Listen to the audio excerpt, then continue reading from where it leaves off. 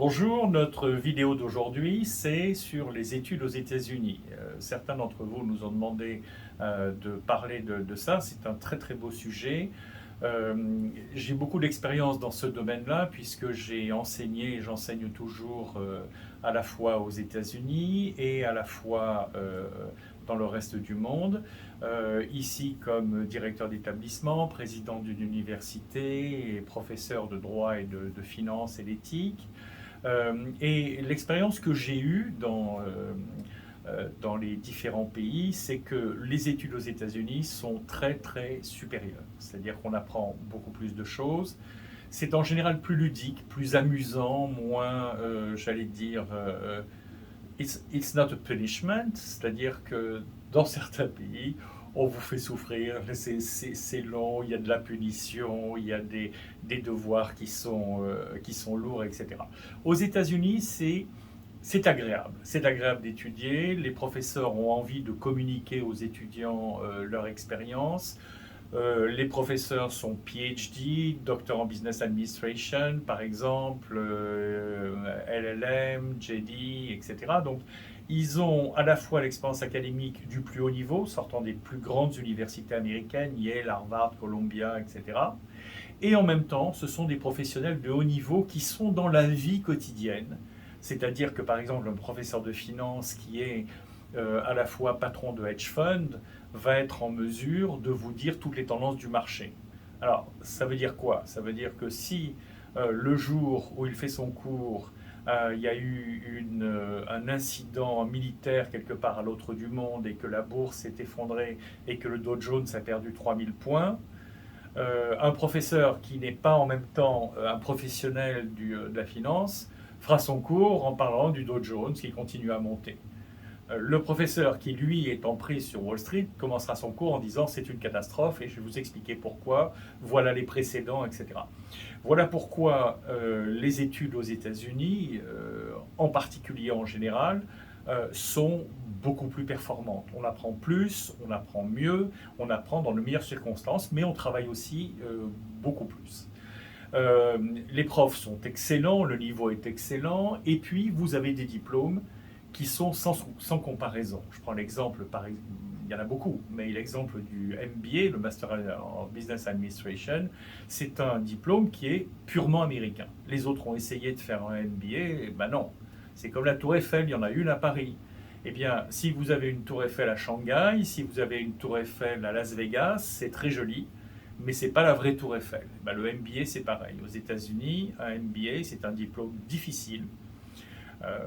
C'est un diplôme qui vous offre énormément de possibilités pour trouver du travail aux États-Unis et dans le reste du monde, mais c'est un diplôme américain. Pourquoi? Parce que c'est une marque qui est contrôlée par le gouvernement américain et n'importe qui ne peut pas créer un MBA.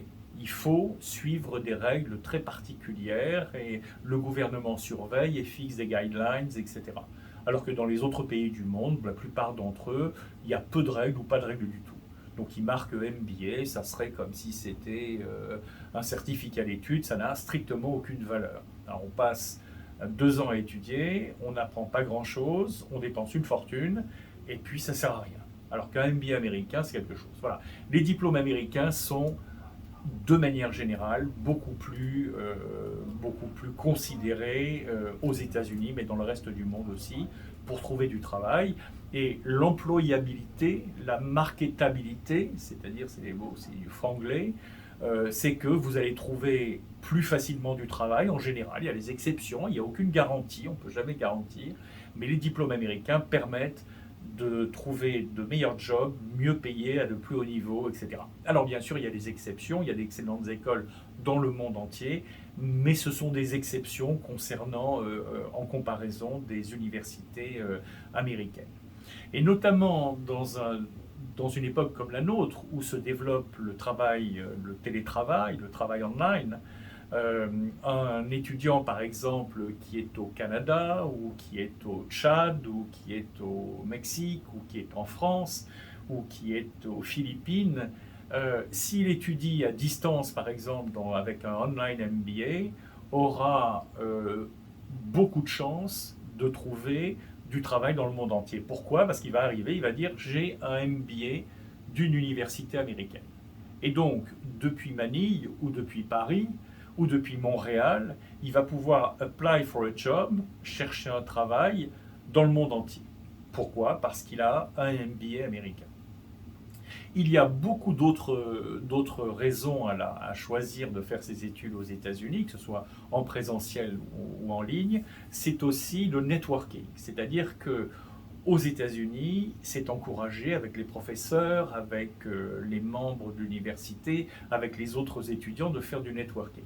C'est-à-dire de se réunir, de prendre des contacts à la fois amicaux, mais surtout business, pour le présent et pour le futur, pour faire du business, échanger, créer une start-up, s'implanter dans un pays, trouver un emploi, revenir vers son network quand on a perdu son boulot ou qu'on sent qu'on a envie de changer, en trouver un meilleur. Donc tout ça, ça se fait aux États-Unis beaucoup mieux que dans le reste du monde.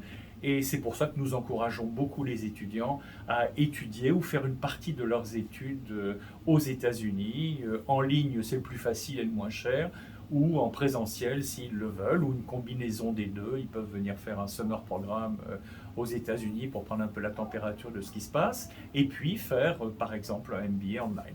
Voilà, bien écoutez, je vous remercie, j'espère que vous avez aimé cette vidéo. N'oubliez pas de la liker et puis de toucher la petite cloche qui va vous permettre d'être prévenu lorsqu'on sort de nouvelles vidéos. Merci.